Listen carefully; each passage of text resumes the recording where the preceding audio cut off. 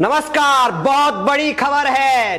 टिकैत का तंबू उखड़ने वाला है। सुप्रीम कोर्ट ने बहुत बड़ा फैसला दिया है और बहुत बड़ी टिप्पणी की है। किसान आंदोलन नाम के ये हुड़दंगियों को जो रोड को घेर कर बैठ रखे हैं और लोगों को परेशान कर रहे हैं। और आपको बता दें, नोएडा के निवासी हैं, उन्होंने सुप्रीम कोर्ट में अपील दायर की थी कि हमें बहुत सारी समस्या आ रही है, रोड ब्लॉक करके बैठे हैं, हमें घंटों का समय लग जाता है अपने घर पहुंचने में या ऑफिस पहुंचने में। तो आप लगा सकते हो कि किस तरीके से ये टिकैत को बहुत बड़ा झटका है। सुप्रीम कोर्ट ने कहा है कि केंद्र सरकार और उत्तर प्रदेश सरकार को भी कहा है कि इसका हल तुरंत निकालें और इन के तंबू को उखाड़ें, क्योंकि आपको बता दें कि सुप्रीम कोर्ट ने कहा है कि आपका हक है कि आप आंदोलन करें, लेकिन इस तरीके से रोड पर बैठकर लोगों की क्यों समस्याएं बढ़ा रहे हैं, क्यों लोगों को परेशानी में डाल रहे हैं। आप एक तरफ कह रहे हैं कि भाई हम तो ये लोकतंत्र का हिस्सा है, लेकिन दूसरी तरफ दूसरों का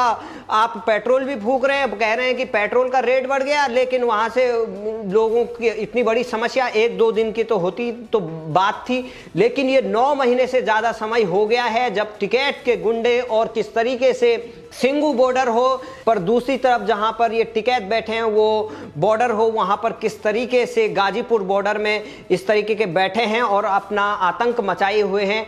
और अब सुप्रीम कोर्ट ने कहा है कि इसका समस्या का जल्द समाधान करे केंद्र सरकार और इसको क्लियर करे। तो अब सुप्रीम कोर्ट ने कह दिया है और अब देखते हैं कि कब इस पर अमल होता है, कब मोदी सरकार इस पर एक्शन लेती है, क्योंकि कुछ दिन पहले ही दिल्ली पुलिस कमिश्नर चेंज किए गए हैं राकेश अस्थाना, उसके खिलाफ भी तमाम लोगों ने प्रयत्न किए, चाहे केजरीवाल की सरकार हो, उन्होंने दिल्ली असेंबली में उनके खिलाफ ये प्रस्ताव लिया कि इनको लाया गया क्योंकि ये ब्रह्मास्त्र है मोदी के। और तभी से अंदाजा लगाया जाता कि रहा था कि क्या पता ये अब जो एक टिकैत नाम के जो यहाँ पर हुड़दंग मचा रहे हैं उनके खिलाफ एक्शन होगा और इनको हटाया जा सकता है। और उसी का परिणाम है कि अब सुप्रीम कोर्ट भी इनसे परेशान हो चुका है, क्योंकि ये कोई लोकतंत्र का हिस्सा नहीं है कि आप किसी दूसरे को परेशान करो और कहो कि ये भाई हमारा राइट है। ये कोई लोकतंत्र का हिस्सा नहीं है। सड़क का टैक्स देते हैं, रोड टैक्स देती है आम जनता, और आम जनता के लिए अगर ये प्रॉब्लम क्रिएट करेंगे तो ये कोई आंदोलन नहीं बल्कि एक गुंडागर्दी है। और इस गुंडागर्दी हटाने के लिए सरकार को आदेश दिया है और कहा है कि इसको जल्द समस्या का हल निकाले, मिल बैठकर और इसको यहाँ से हटाइए। तो जिस तरीके से आपको बता दें कि कुछ समय पहले जब टिकैत का तंबू उखाड़ने के लिए यूपी पुलिस पहुंची थी तो तब टिकैत रो रहा था, बोल रहा था कि मेरे को तो यहाँ से मत निकालो, मैं यहाँ पे फांसी लगा दूंगा। आंसू आ गए थे, रो रहा था कि मैं तो यहाँ से जाऊंगा नहीं, मुझे डराया जा रहा है, धमकाया जा रहा है। और टिकैत का जो घड़ियाली आंसू थे वो सबने देखा और किस तरीके से टिकैत ने एक घड़ियाली आंसू बहा के वहाँ पर अपने को नेता बनाने की कोशिश की। उसके बाद वो राहुल गांधी से बात करते हैं, केजरीवाल से बात करते हैं, तमाम अलग अलग जो उनकी पार्टी के लोग हैं उनसे बात करते हैं, आरएलडी से बात करते हैं, क्योंकि आरएलडी के ही वो नेता रहे, चुनाव भी उसी पार्टी से लड़े हैं।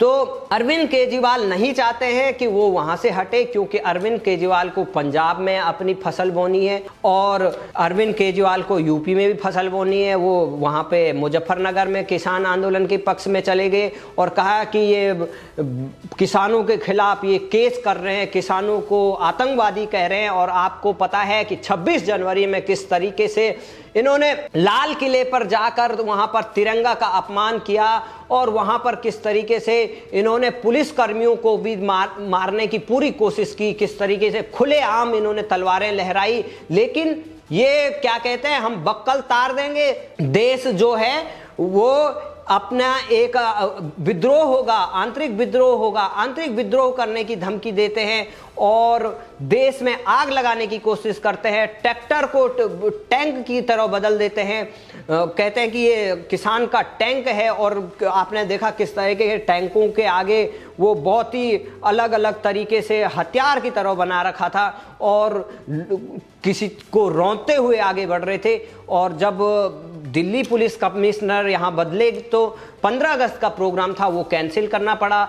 और योगी आदित्यनाथ ने तो पहले ही कहा था कि अगर लखनऊ घेरने की बात कर रहे हो तो आपका स्वागत है, और अगर यहाँ पर कानून के साथ खिलवाड़ करोगे तो आपका सही से स्वागत होगा। उसके बाद जानते हैं कि राकेश टिकैत मुकर गए और कहा कि हम नहीं जाएंगे। तो अब सरकार को खुली छूट दे दी है सुप्रीम कोर्ट ने कि इन पर एक्शन होना चाहिए, इनको रोड से हटाना चाहिए। तो जल्द से जल्द सिंघू बॉर्डर हो या आपका टिकरी बॉर्डर हो गया हो, या ये जहां पर राकेश टिकैत बैठते हैं गाजीपुर बॉर्डर हो, वहां से इनको हटाया जाएगा। और आम जनता के लिए बहुत बड़ी खुशखबरी होगी, क्योंकि अभी अगली सुनवाई सितंबर में होगी और तब तक सरकार को चाहिए कि इनको हटाया जाए। ये चाहते हैं कि अगर सरकार इन पर हटाती है, एक्शन करती है, क्योंकि इनके पास तलवारें हैं या इनके पास बहुत ऐसे हथियार हैं कि वो खुद किसी को मारकर उसको ये राजनीति करना चाहते हैं कि ये बताना चाहते हैं कि ये किसान विरोधी हैं, किसान को मारना चाहते हैं और उसको लेकर ये चुनाव में जाना चाहते हैं। इसके पीछे केजरीवाल है, कांग्रेस पार्टी है, तमाम विपक्षी पार्टियां हैं। चाहे आपने शिवसेना के लीडर संजय राउत राकेश टिकैत के कैंप में जाते हुए दिखाई दिए, ममता बनर्जी के लोग जाते हुए दिखाई दिए, राकेश टिकैत खुद वहाँ पहुँच जाते हैं पश्चिम बंगाल में, लेकिन ममता बनर्जी की सीट पर वो प्रचार करने जाते हैं, लेकिन ममता बनर्जी खुद हार जाती है। तो राजनीति इनकी बहुत हो चुकी है और इनका चेहरा भी पूरे देश ने देख चुका है कि ये सिर्फ किसान नहीं है, किसान अपनी खेती कर रहा है, लेकिन ये जो बीच के दलाल हैं जो कहते हैं कि भाई जो पहले सिस्टम था वही अच्छा था। अगर पहले इतना अच्छा सिस्टम था तो किसान क्यों आत्महत्या कर रहा था? अगर राकेश टिकैत और ये लोग कहते हैं कि भाई जो फार्म बिल है, जो किसान कृषि बिल है वो बहुत बेकार है, उसे नहीं होना चाहिए, किसान असहाय हो जाएगा। आप ये बताइए कि हमेशा से ये समस्या रही है कि किसान आत्महत्या करता है, किसान के बुरे हाल है, उसके पीछे क्या कारण है? क्योंकि सरकारों ने उस और देखा नहीं। जब मोदी सरकार ने उस क्षेत्र में हाथ डाला और उसमें चेंज करने की कोशिश की तो कहते हैं कि नहीं जी ये तो गड़बड़ हो जाएगा, इससे तो किसान खत्म हो जाएगा, किसान की खेती चली जाएगी, किसान जो मर्सिडीज में घूम रहा था वो रोड पे आ जाएगा। तो इनकी विडंबना देखिए, ये दलाल जो हैं जो चाहते हैं कि किसान हमेशा पीछे रहे और इनके जो पैसे हैं उन पे टिका रहे, क्योंकि ये उनको कर्जा देते हैं और उस कर्जे के नीचे ये किसान को हमेशा दबाए रखते हैं।